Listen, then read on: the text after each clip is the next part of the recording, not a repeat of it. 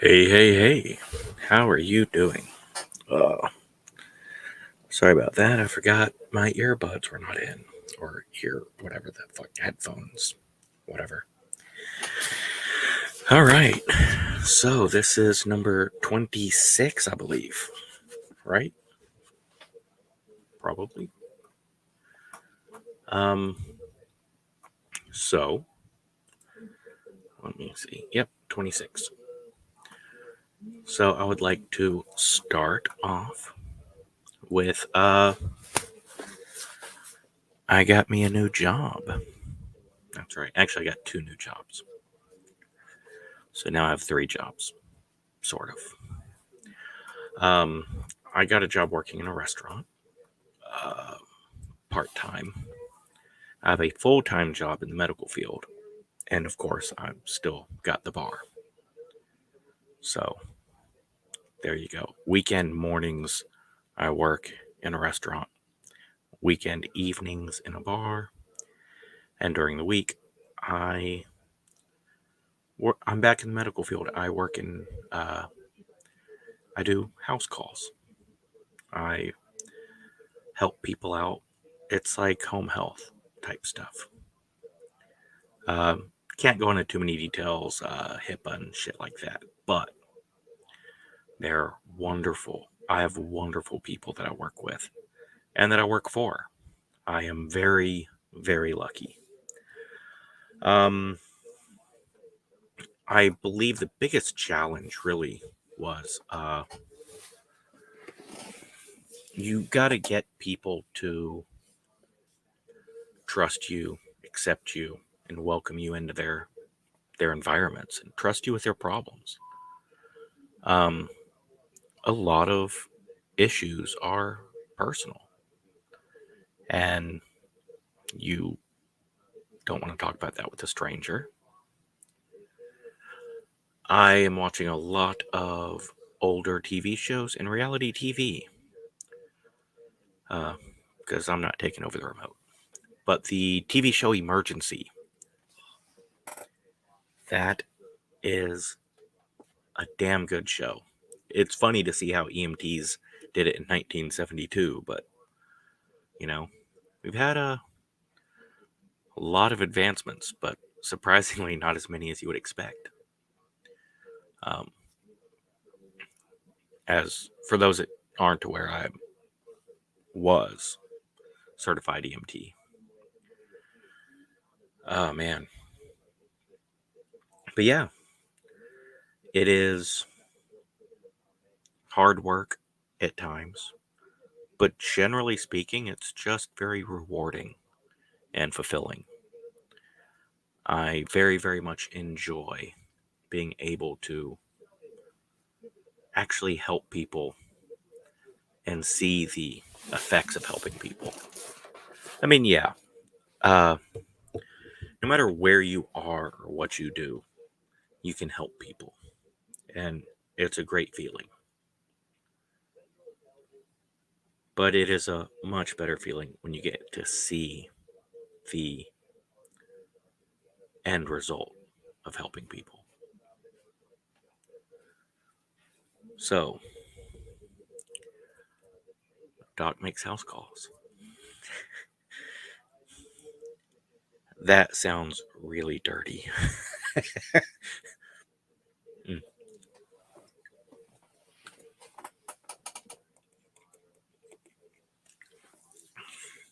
By the way, it's past Easter, so I didn't touch a drop of alcohol for 6 weeks. Woo. But I get to drink now, although I'm not gonna drink to excess or anything. We had an Easter event uh, that went off rather well. There were one or two tiny issues, but I think the biggest problem was the gentleman who there is a gentleman who is very rigid and by the book. So you put out on a flyer, the event starts at 2. Whereas in the past, we have done, the event starts at 2. So you get here, right? Get a chance for everyone to, gather around, ask some questions, get everyone a little drink, a little food, something like that. And then be like, all right, so this is what's going to happen now. We've got this row set up for the smaller kids. That way, a 9-year-old's not bowling over a 2-year-old.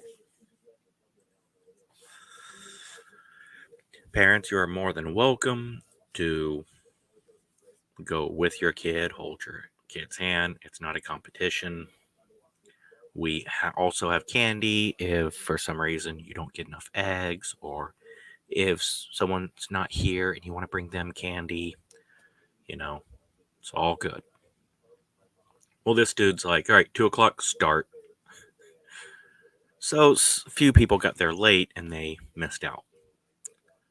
That's not a big problem. That's probably the only complaint anyone could have as far as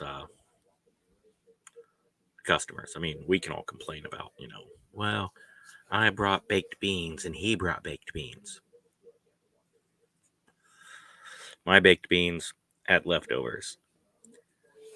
Micah, they ate his baked beans up. Mine were store-bought, though. He put a lot of time and effort into his, and they were very, very good. People loved them. But yeah, we gave out. I spent $130 on candy. Another gentleman spent $100 on candy. Several people donated candy, and I'm not sure how much they spent. Not that matters. That's a measurement, because I didn't weigh anything. We had over 600 eggs, maybe over 700 eggs that we hid.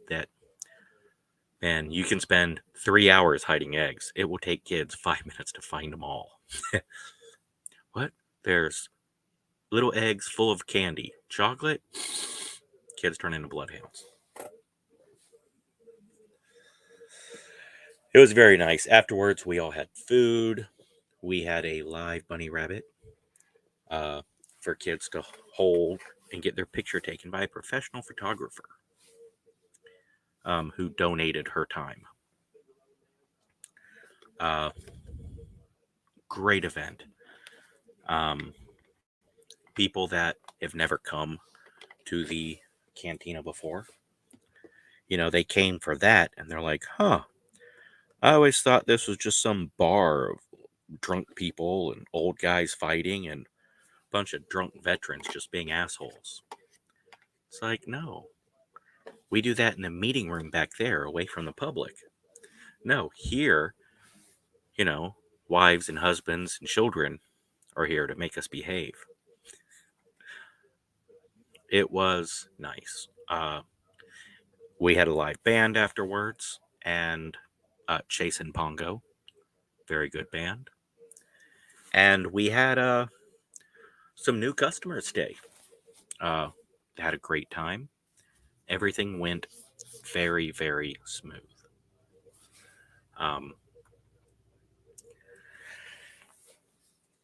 There have been no major drama, no awfulness. People were very thankful. And man, it's nice to be part of the community. So, enough of that. Let's get on to the actual stream.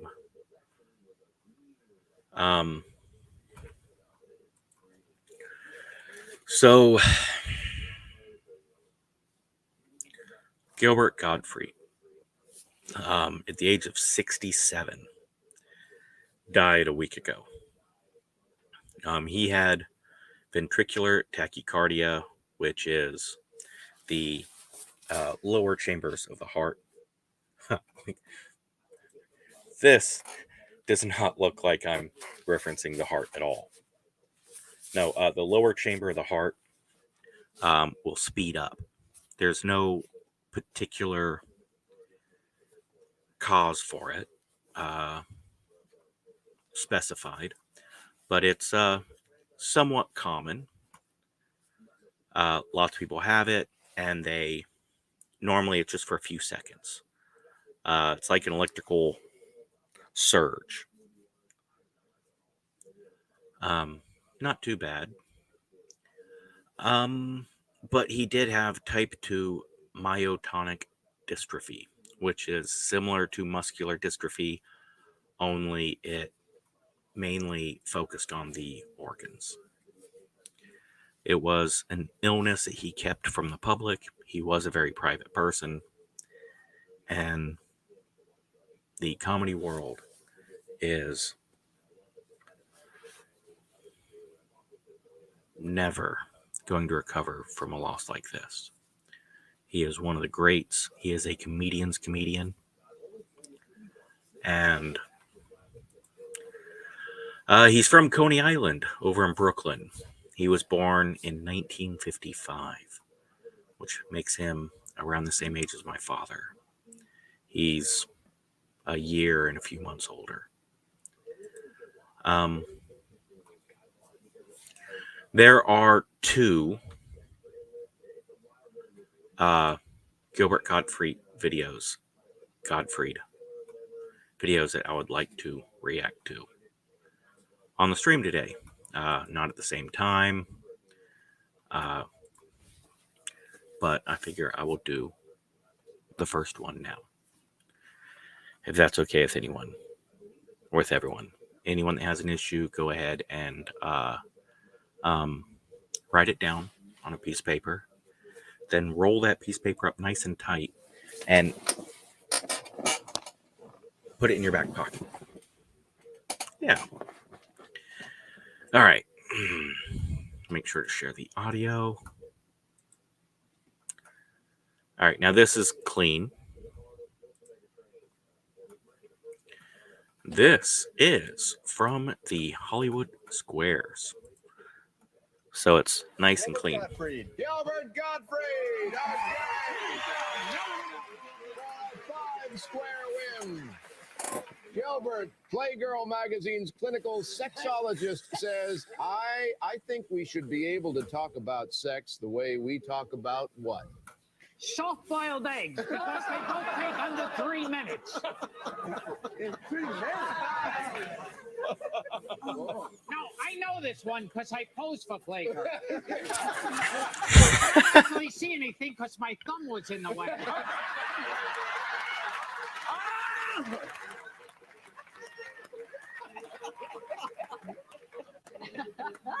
I'm going to say food.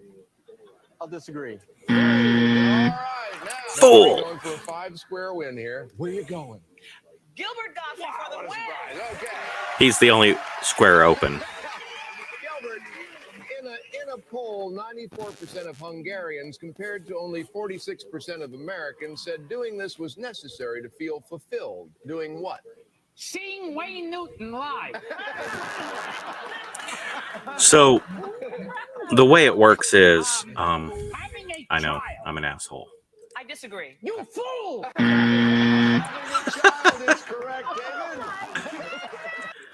So for those who don't remember Hollywood Square, basically you ask a question, or the host asks a question to the celebrity. They get a smart-ass response, make a joke, and then they answer correct. They answer truthfully, and you either agree with them or disagree. Basically makes it true or false. And if you are wrong on your true or false assessment, then your opponent gets that square, and it's just tic-tac-toe.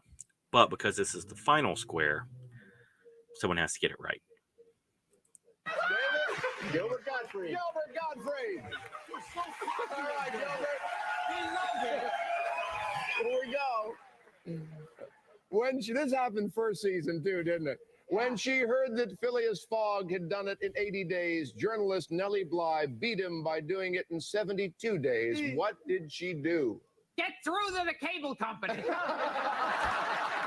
Nice, clean, easy joke. No, I know this. Trust me. Trust me. This is rowing the Atlantic. I'm gonna agree. You fool! She went around the world in 72 days. If you're just tuning in, welcome to the Gilbert Gottfried Show. Gilbert Gottfried for the win. Its French designer named it the Atom because of its small size and the explosive effect a woman would have when she wore it. Today, it's better known as... It's in my pants! But your thumb's covering it. In fact, it's covering it right the tube top. I agree. You fool!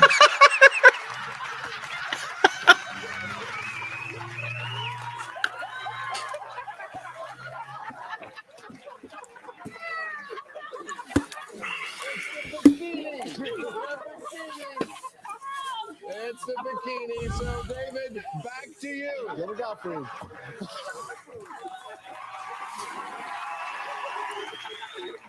Gilbert, what significance does 1908 have if you were a Chicago Cubs fan?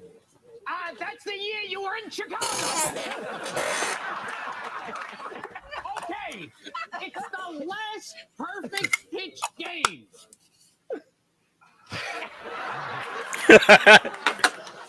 I'm gonna agree. You fool! It was when they won the World Series.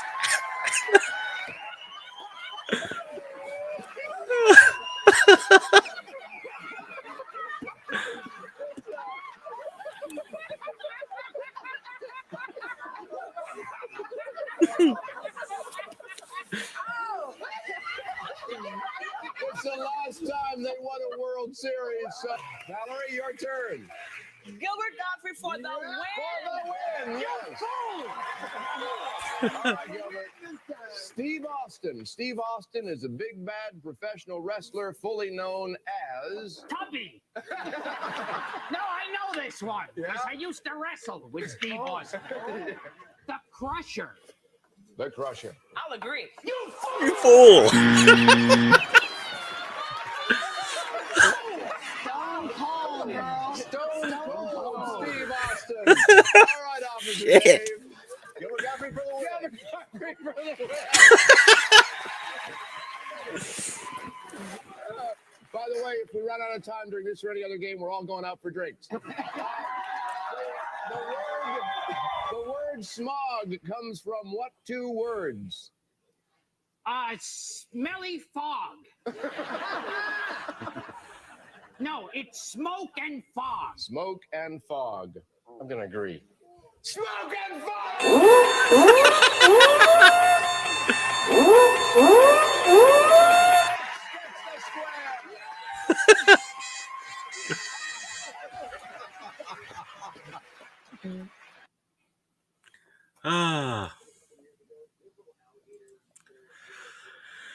Yeah, Gilbert Gottfried could be funny while being clean. It's true. So, since wrestling came up, there's a fun story. So, every nation has this cultural icon that just doesn't make sense, right? Italy has that weird porn star politician, right? Japan has Godzilla. The United States has the Kardashians. But Mexico has El Santo. That's right. Who is Santo? A Mexican wrestling star, a crime fighter, a superhero, an inventor, a philosopher, a scientist, a secret agent, a psychologist, a socialite, a lover, a father. You know what? It would probably be easier to say who Santo is not. So, Oh, let me go ahead and pull this down just a touch. All right, see, I can do this.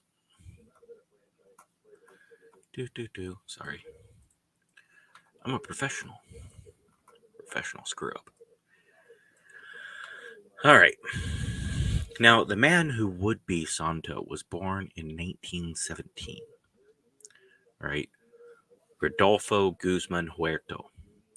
And after a short and undistinguished wrestling career, under both his own name and a blatantly plagiarized mask alias, Huerto irrevocably transformed into Santo in 1942, winning an 8-man battle royale in his debut match, wearing a simple silver mask. Now you got to understand,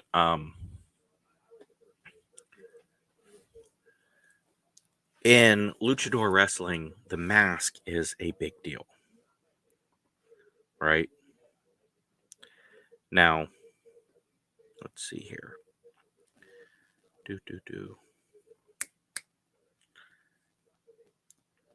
And many of them have super fancy masks. But El Santo, come on.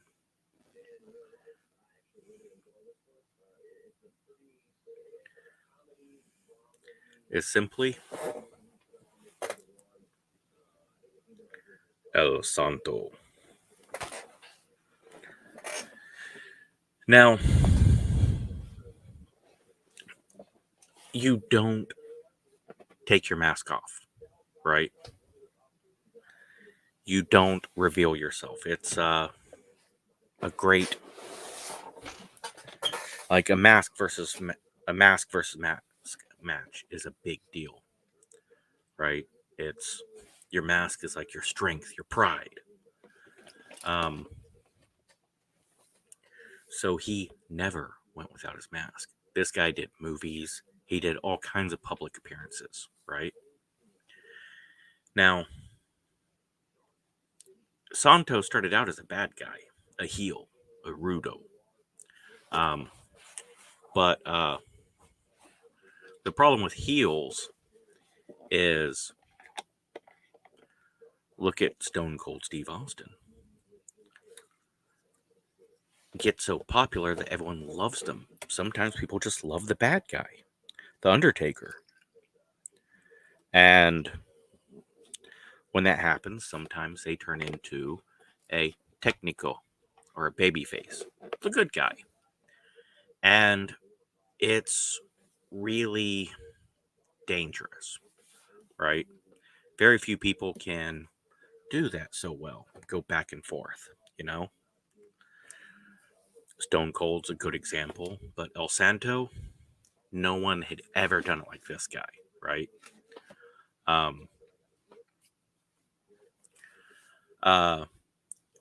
Basically, what he did was when he became a babyface, he teamed up with the most skilled all-time great Gory Guerrero, the father of Eddie Guerrero.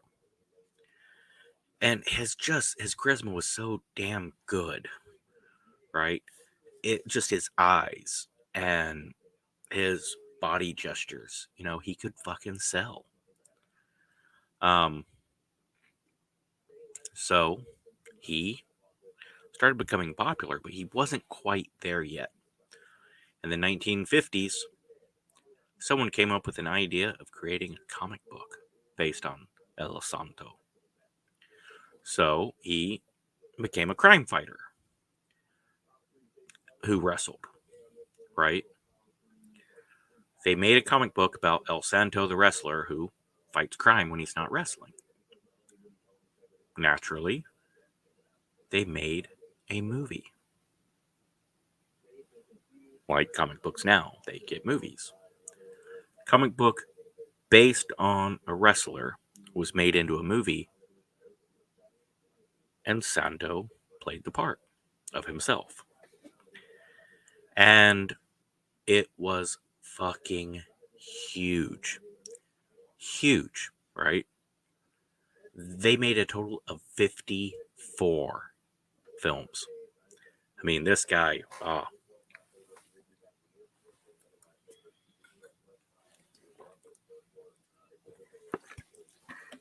he was Hulk Hogan, James Bond, Captain America, all wrapped into one, right? So many of them were similar to like the old 1950s movies, horror movies, right?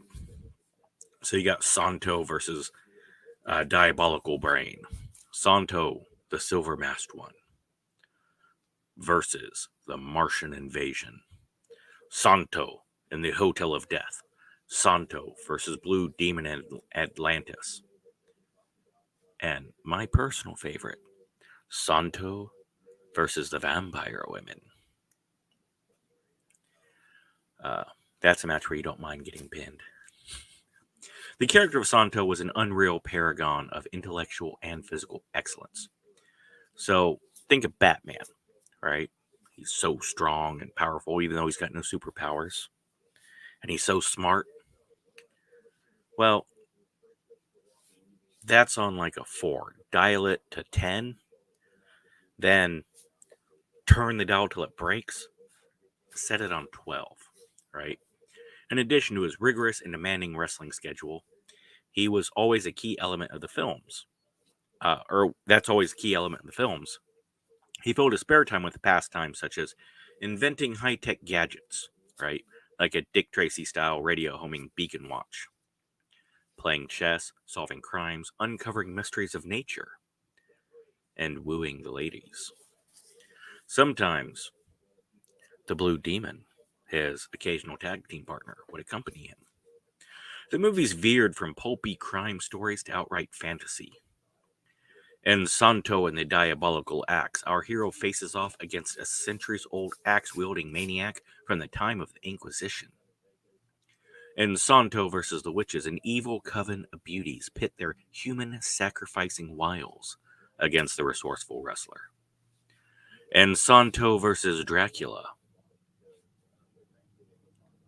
yeah, he fights Dracula, right?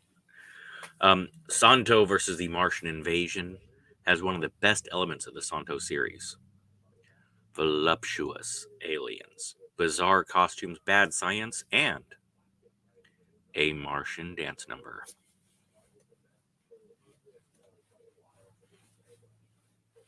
You'd have to see it. The fate of the Earth is decided by a wrestling match between Santo and the leader of the Martians.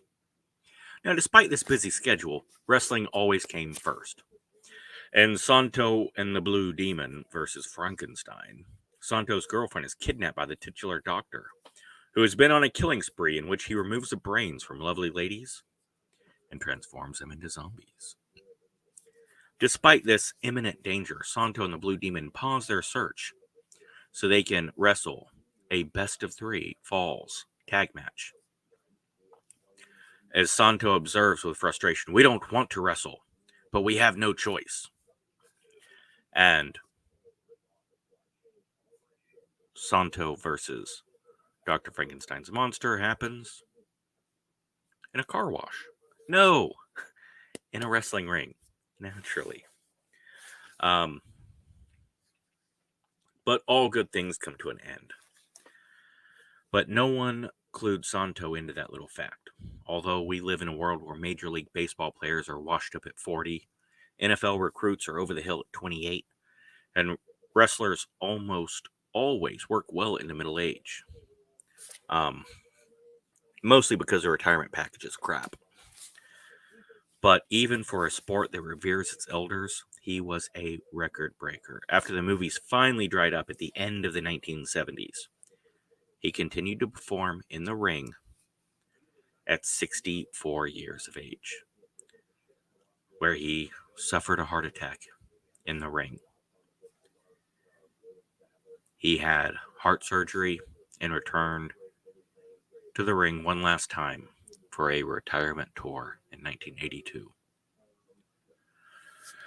1 month after he retired, his son took up the mask to establish his own legacy is El Hijo del Santo, the son of Santo. Now 41 years old himself, Hijo del Santo is one of the top lucha stars in Mexican wrestling leagues. Generally considered a better wrestler than his father, but he is definitely a lesser star.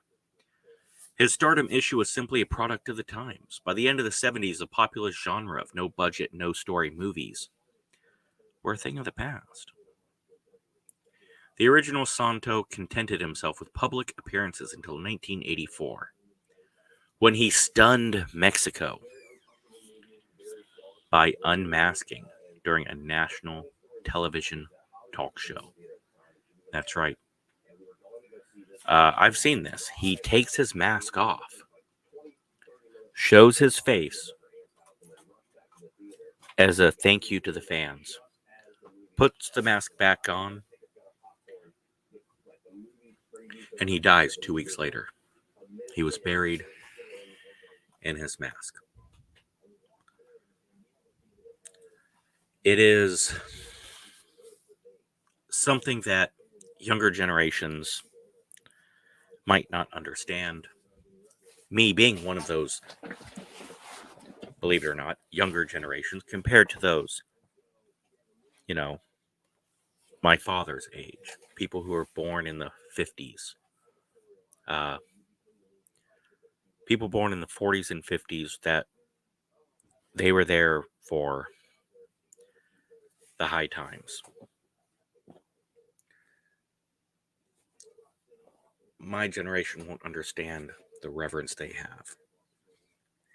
Just as younger generations than myself won't understand why we love some of the things we love.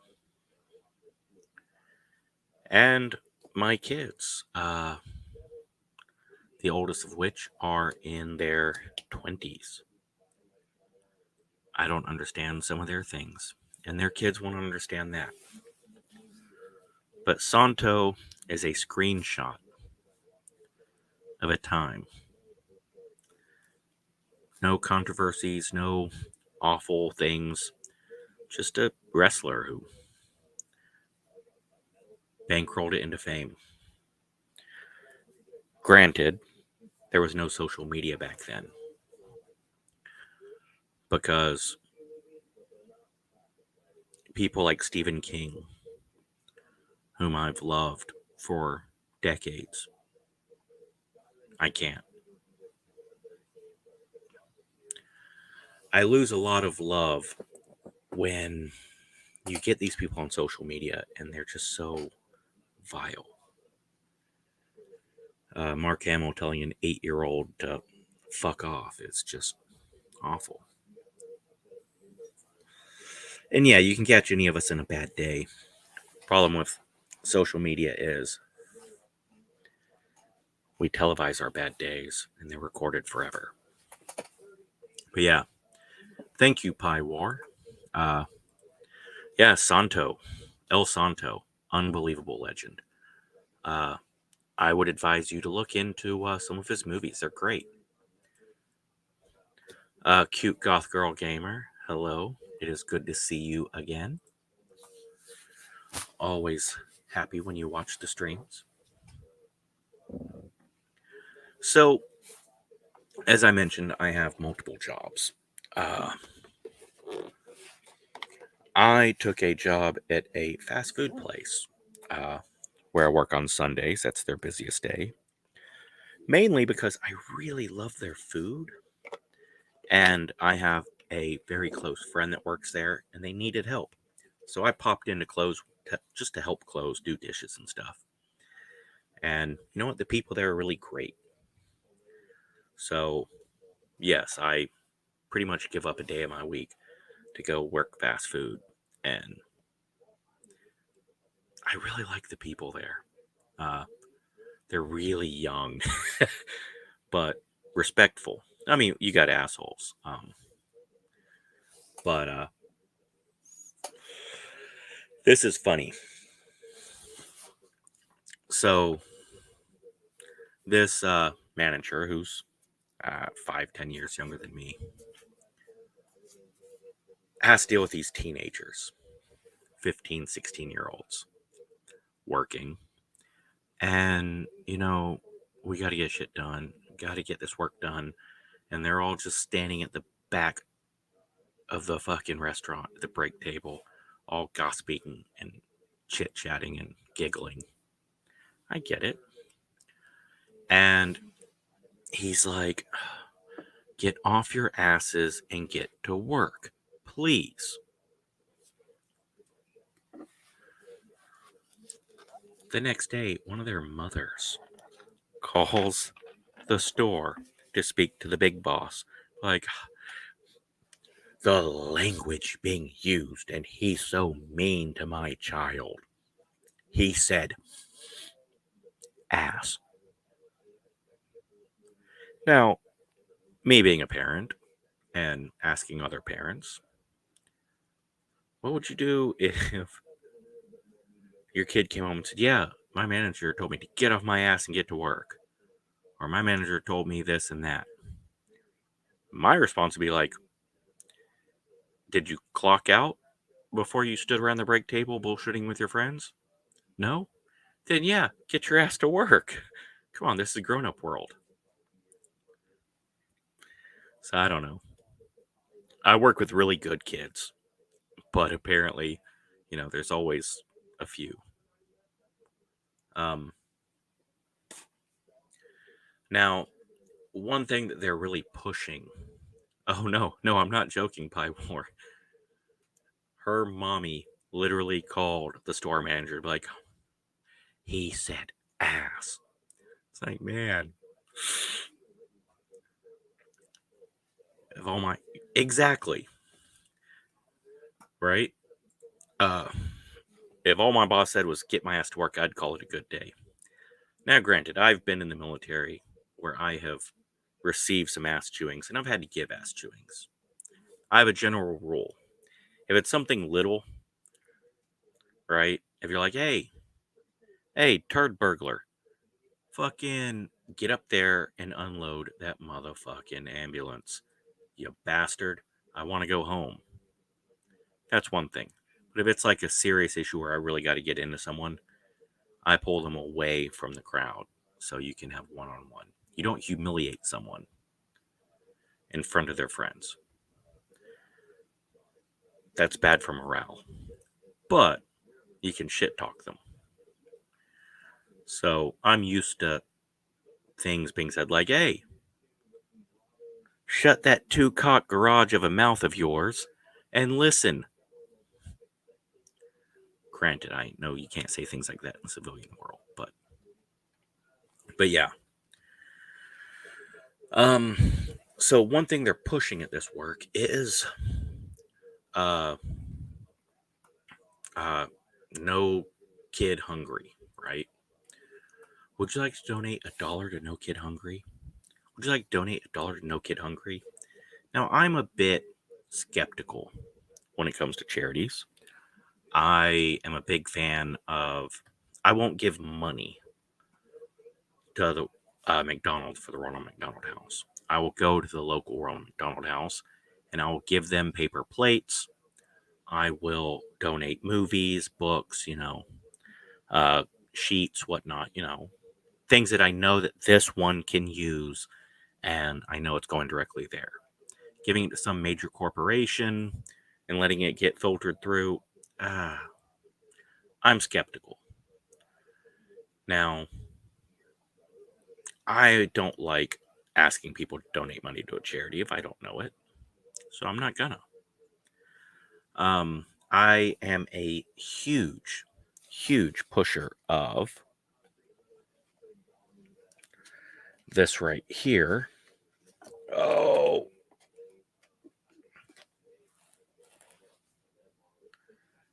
The Veterans Crisis Line, 1-800-273-8255. I'm a huge pusher of this. But I called them on a live stream. And I got through to someone in less than 2 minutes. I spoke to them. I let them know I was testing it because I give it out. And I do work with veterans charities and whatnot. Dude it was fantastic. I was impressed. So I will gladly spam that phone number. Veterans Crisis Line, 1-800-273-8255. You don't have to be a veteran, but it is set up for veterans. So I look up this charity, right? Because, you know what? I would like to know. Are they pushing some crap, right?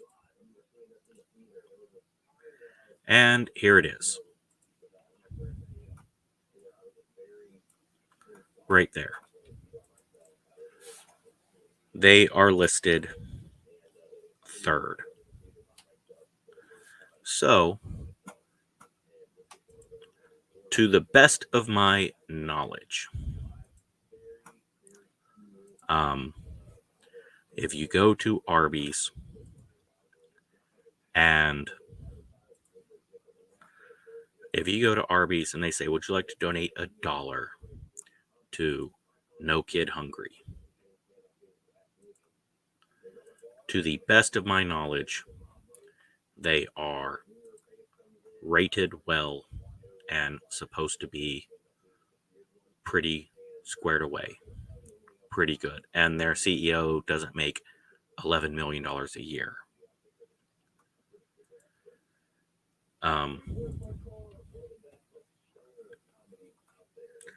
Your brother has PTSD, and he needs help. Yes.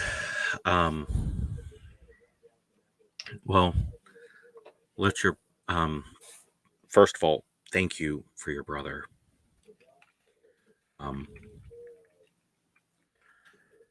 I think the biggest problem is I'm sorry, I shouldn't say the biggest problem. I think one of the problems that veterans face specifically, people want to help and they're like, oh, all the horrors of the war. It's got to be terrible. And yes, there are some awful moments, but they are also wrapped up in some of your best, most favorite moments, right? Amazing moments, right?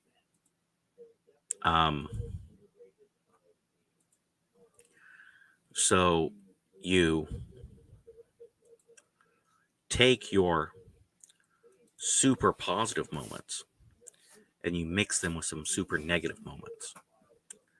And that's why it's difficult to treat when you're not used to veterans issues. But yes, No Kid Hungry. I can say that it's supposed to be pretty squared away. And speaking of veterans, I like to pull up positive stories, right? And the news is so negative these days. Well, I came across a news story that reminds me of something that I have witnessed myself firsthand. So I'll read the article and then I'll tell the story, right?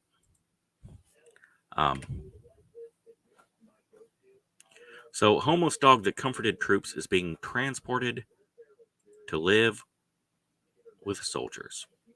So, U.S. soldiers overseas, a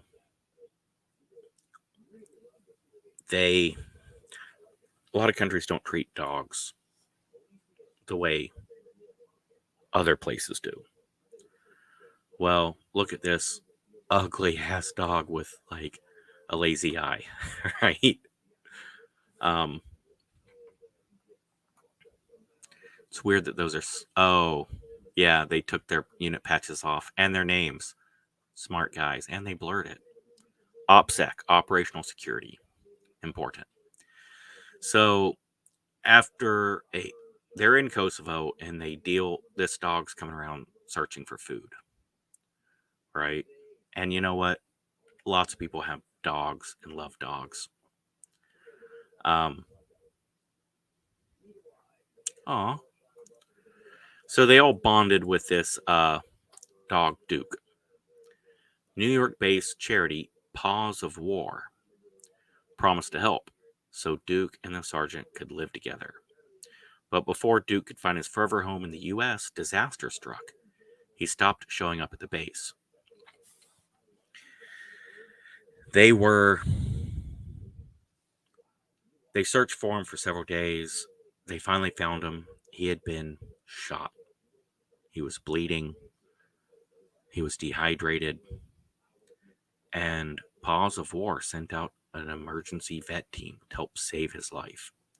The nonprofit's overseas rescue partner, the Alamo Foundation, provided foster care for Duke while he healed. The pupper spent 6 months recovering and had to rebuild his muscle strength to the point where he was able to walk again. Sergeant Kelsey got a message from Derek Cartwright, a veteran and logistics coordinator for Paws of War. We are thrilled to be able to tell you that after months of healing and rehab, Duke has made a tremendous recovery. He is ready for the next part of his journey, and he will be reunited with Sergeant Kelsey this month. The entire Army unit is excited that Duke is coming home. This is the moment we prayed for. Staff at the Alamo Foundation threw Duke a farewell party attended by everyone who assisted in the rehab. Paws of War launched a fundraising campaign to help cover the cost of Duke's flight to the U.S., as well as his lifetime medical care. We're happy to help him with this mission and hope that many in the community will still want to support it as well. We can't do it without their support. That is fantastic. And I will throw a link in the chat.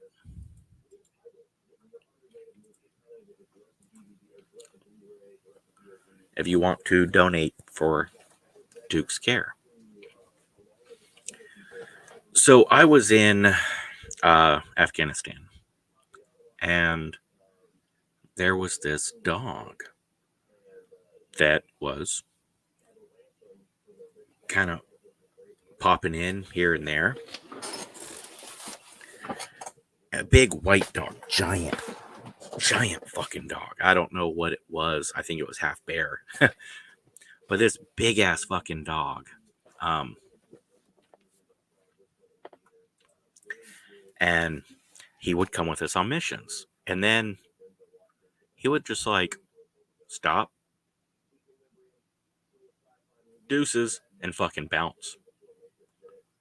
Within 5 minutes, you got an IED or a firefighter or something. I think this fucking dog. So the dog kind of became a good luck charm. Like, hey, fucking Ghost. They named him Ghost. Big, giant, white dog. Game of Thrones. It was season 1 of Game of Thrones. Yes, I'm old. And dog's like, whoop. So it's like, okay, something's up. Dog probably saved some lives. Well, we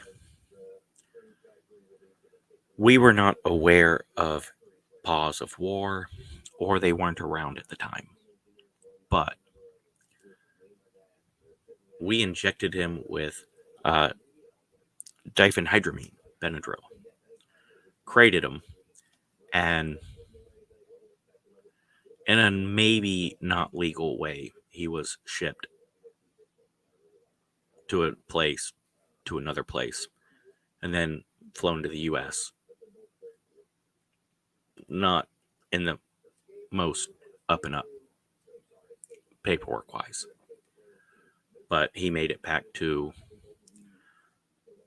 I don't want to say the person's name that got him, but he was flown back to an officer who still has him to this day, but because of the legal ramifications,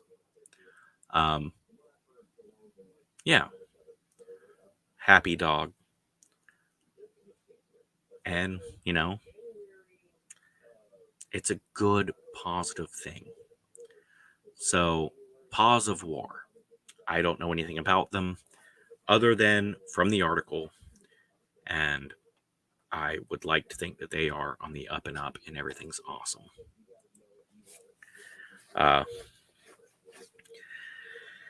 Yeah, in Afghanistan, dogs are not treated well. Now, I am not a dog person. I know I say this, right? And this is funny because I'm really not a dog person.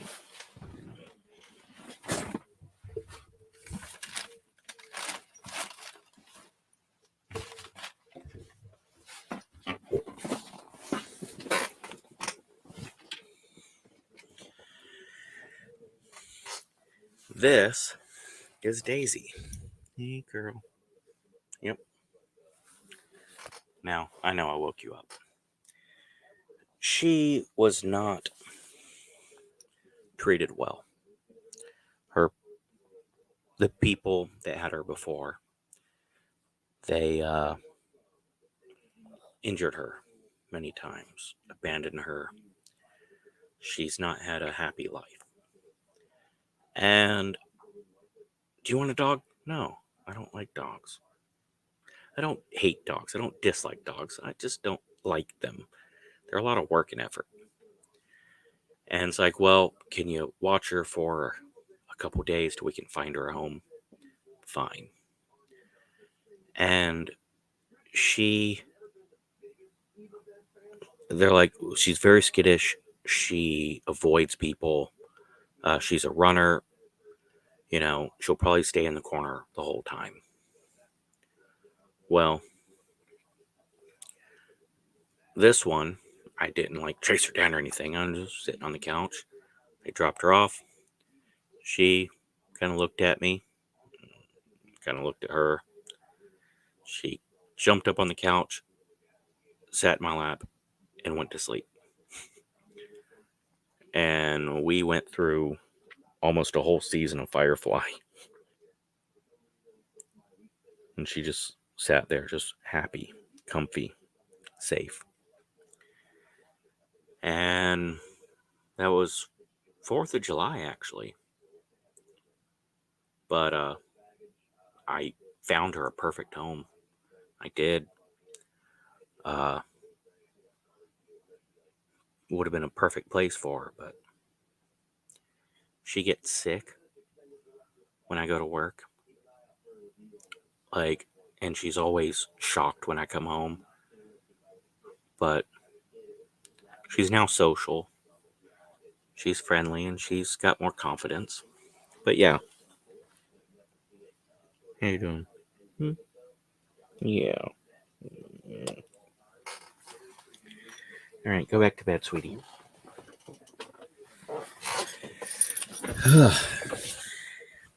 So I couldn't give her up. I just couldn't do that to her. And yeah, I like her pretty well. Oh, I know. You can't jump up there. I got too much stuff in the way. Let's go potty.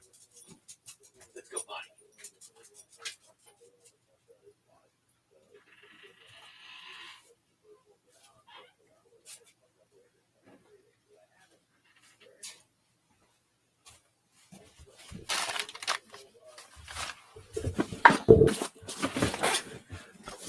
She is 3 years old. She has been fixed. She's half Chihuahua, half Jack Russell, from what I was told. And that seems to match up. Very happy, very clingy, follows me everywhere. And she's done pottying. All right. You good?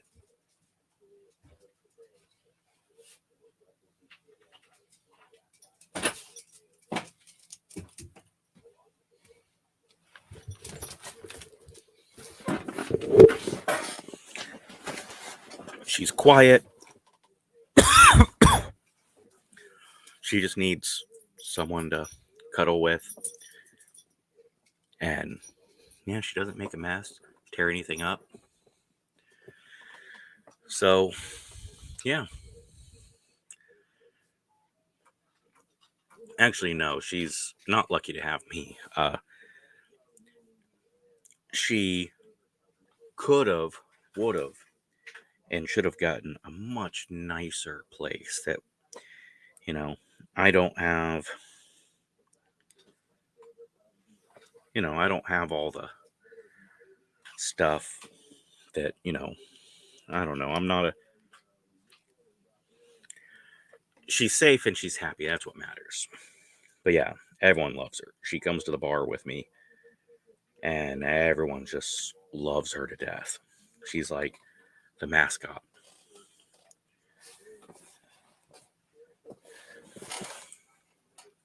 Oh, she'd love that. She loves to cuddle. But yeah.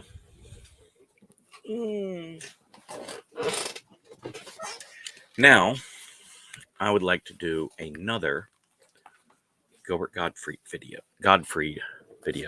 I know, I say his name all funky. Gilbert Gottfried. And again, because of the streaming services that I will have this on, or the video services I'll have this on, some of them are very strict and will not allow certain topics to be discussed. So I picked stuff of him from TV shows or specials. So I know that it's moderately safe. Well, thank you so much for joining Pie War. I hope you can be at the next one, or at least get some pleasure out of watching some of the other ones. But let's check out Gilbert Gottfried. Just stop it! Oh, stop it! Enough! Behave yourselves! Just stop it! Just stop! You're getting carried away. Just stop it. Stop. Just, oh boy, I envy you. Boy, I envy each and every one of you. Just to be sitting there and looking at me, I envy you. I envy you. And it's incredible here. I'm being in Canada. It's like another country. It's like I got off the plane and was somewhere else. It's just an incredible thing. In fact, that's about all you can pretty much advertise with Canada. When the Tourist Bureau advertises Canada, they usually go, come to Canada, you probably don't know anyone here. It's like, come to Canada and be somewhere that you weren't before. Like it's a maple syrup country. They make maple syrup here 24 hours a day. It's a good maple syrup country. It's like, you get off the plane here, they go, welcome to Canada, would you like some maple syrup? No, I'd like a hotel if I can get one. How do you like your maple syrup? You want a big vat of maple syrup? No, do you have any place I can sit down? Just on these vats of maple syrup. Like years ago, Canadians were walking through the forest and they saw a tree with disgusting brown goo dripping out of it. And they said, there's disgusting brown goo dripping out of that tree. Let's eat it. And let's make other people eat it. We'll make our fortune selling disgusting brown goo to people. Well, how? Will they just eat it with a spoon? No. You know what? Maybe they'll pour it on perfectly good food.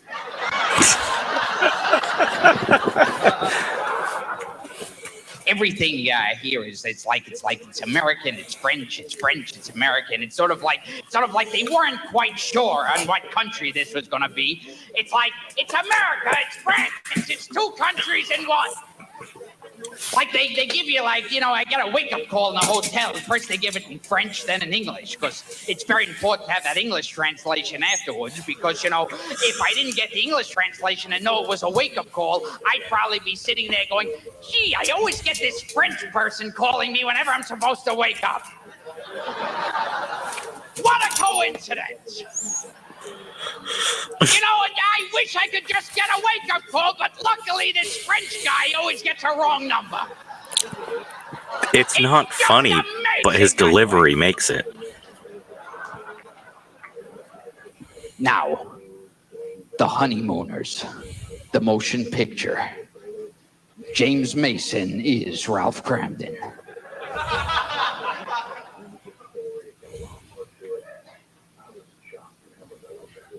Alice. Shit.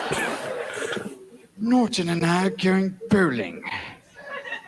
Earl of the Raccoons will be there, Alice. Richard Burton as Norton. I can't go bowling with you, Ralph. Trixie's mother is coming over. Oh, you're all right, Norton. You're a regular right. You know how important a night this is. Do you have any idea? Bang, zoom.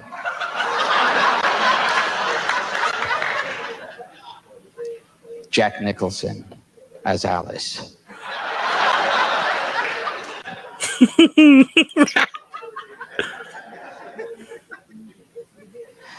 You can't go bowling, Ralph. Damn. Elmer Fudd in Apocalypse Now.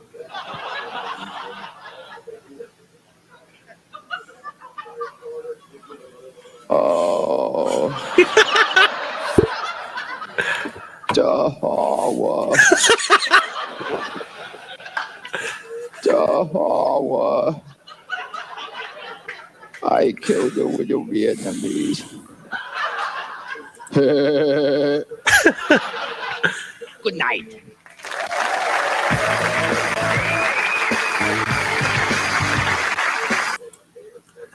Man, so early in the career. You know, that was before he got dirty. But it's nice to see a different Gilbert. There's a wonderful documentary about him on Hulu. It was interesting.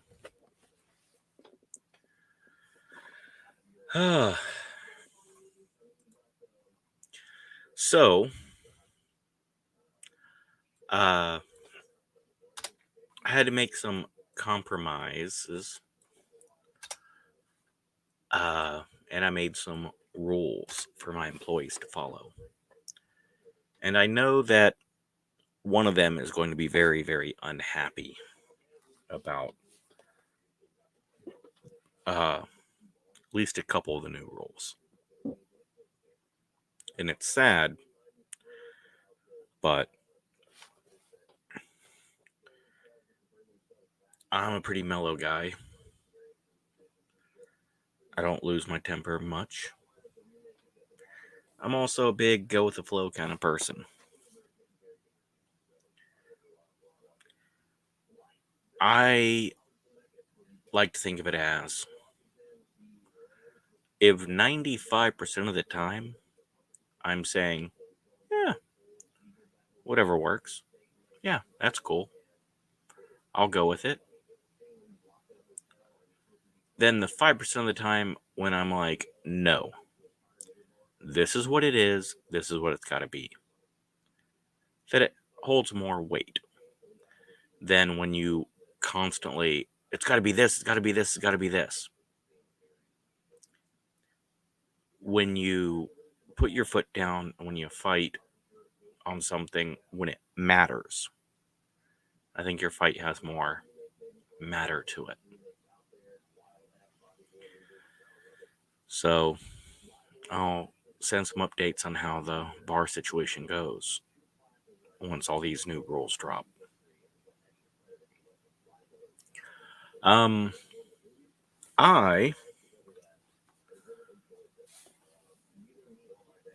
was gifted something shockingly, um, I something very nice. I want to get into archery. I like to have a nice bow, some arrows, and shoot targets. You know, it seems like a hobby I can get into. I'm not saying I'm going to go to the Olympics like Gina Davis. Yeah, look that one up. Olympian archer. Yeah, Gina Davis. I also don't want a big compound bow. I want like an old school, like, you know, not quite traditional, but a recurve bow. Not exactly a 400-year-old English longbow, right? But something along those lines. Well, there is this just badass, awesome fucking superhero. 71-year-old Vietnam vet. Love him to death. He is one of the finest people you will ever meet. And his wife is amazing. And there's a raffle, and I know that they wanted to win this particular item. So I bought a bunch of tickets, and I won. Just had it delivered to their house because I didn't want it. They did. And I'm not sure how expensive this item is. Probably up towards 4 digits, but not quite there. And I dropped double digits on it, not triple. So definitely a steal. So next week is his birthday. And I get him a very, very nice tackle box. This guy's just, he's, it seems like an understatement to say he's a fisherman. Like, he's done national tournaments. He's got like plaques and stuff for being this fantastic fisherman. And he has these like handmade baits that he does. And like, yeah. And I've been to his place and he's got bait. Like, so I get this. I think it's pretty nice tackle box. So he can have his stuff organized and whatnot. Just seemed like the right thing to do. So, in return, dude gives me a $500 recurve bow, a takedown bow. This thing is just, and it's like, I am shocked. I'm going to, if the winter ever stops, because yeah, it's April, mid-April, and it's snowing in DC. There was ice on my windshield when I got up this morning. So yeah. Well, if the weather ever straightens out, I'm going to start doing some videos where I'm using this bow. That's another update. But yeah, I hit an hour. I have to be awake and at work in 8 hours and 12 minutes. So probably a good time to end the stream. Sorry it took so long, but just been busy. I'm hoping to start doing streams on Saturday nights on the regular, but we'll see. Either way, thank you all so much for watching. I hope you were entertained. The Veterans Crisis line is scrolling at the bottom. It is a good number. I have called it. Rest in peace, Gilbert Gottfried, Bob Saget, Norm Macdonald. It's been a rough year for comedy. I hope you can find the time to laugh yourself, especially if you can laugh at yourself. When you can laugh at yourself, you take all their power away. Hope your Easter was awesome. He is risen. God bless.